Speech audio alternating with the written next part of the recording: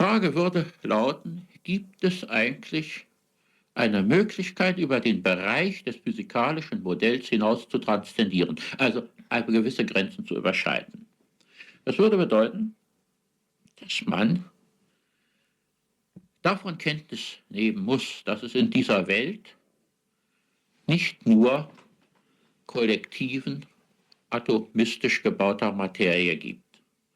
Man muss sich darüber Rechenschaft abgeben, dass es mindestens auf einem Gestirn dieses Universums Materie auch im Zustand des Lebens findet, ein Zustand, der sich zeitlich evolviert zu immer komplexeren Formen.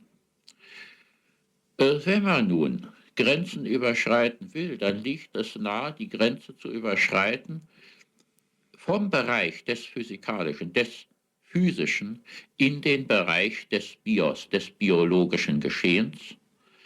Aber um diese Grenze zu überschreiten, muss man sich Rechenschaft ablegen darüber, dass die Welt entweder rein physischer Natur ist, dann ist sie auch mathematisierbar und physikalisierbar. Und es besteht dann die Hoffnung, den Lebensprozess trotz der sich immer vergrößernden Komplikationen irgendwann einmal doch einheitlich zu beschreiben und auf eine Theorie der Materie zurückzuführen. Nun könnte man einmal unterstellen und rund behaupten, diese Welt sei physischer Art.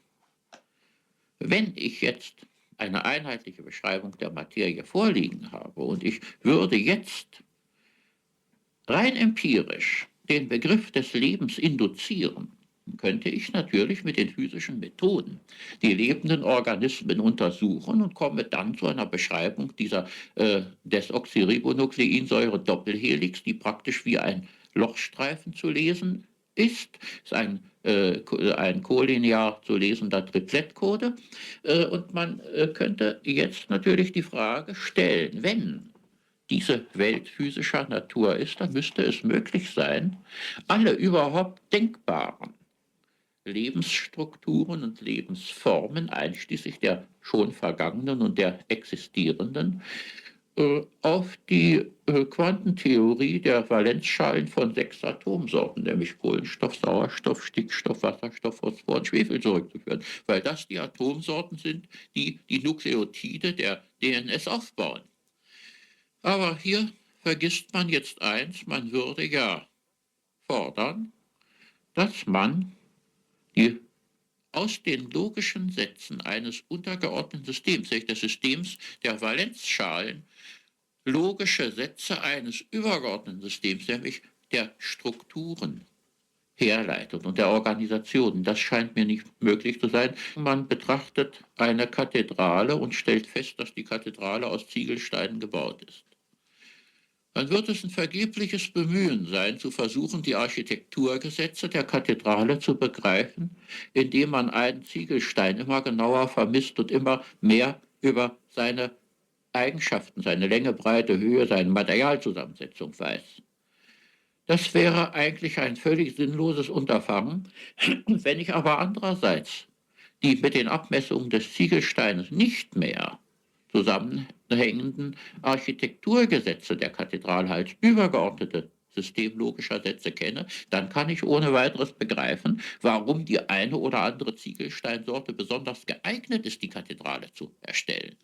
So sieht es mir hier auch aus. Ich habe zwar physikalische Gesetze der Atomhüllenstruktur und der molekularen Bindung, aber hierbei handelt es sich, dieses Gefühl werde ich nicht los, letzten Endes nur um die Ziegelsteine, aber nicht um die Architekturgesetze, die möglicherweise außerhalb dessen liegen, was quantitativ formulierbar ist. Das heißt, wir müssen neben der physischen Welt mindestens noch einen Bereich von Gesetzmäßigkeiten annehmen, nämlich die Gesetze eines Bios, die physikalisch gar nicht vollständig formulierbar sind. Zum Teil natürlich, weil das biologische Geschehen immer eine quantitative Komponente hat. Aber wenn ich diesen Satz ausspreche, dann steht das im krassen Widerspruch zur gemachten Behauptung einer rein physischen Welt. Das heißt, die Voraussetzung ist ganz einfach falsch.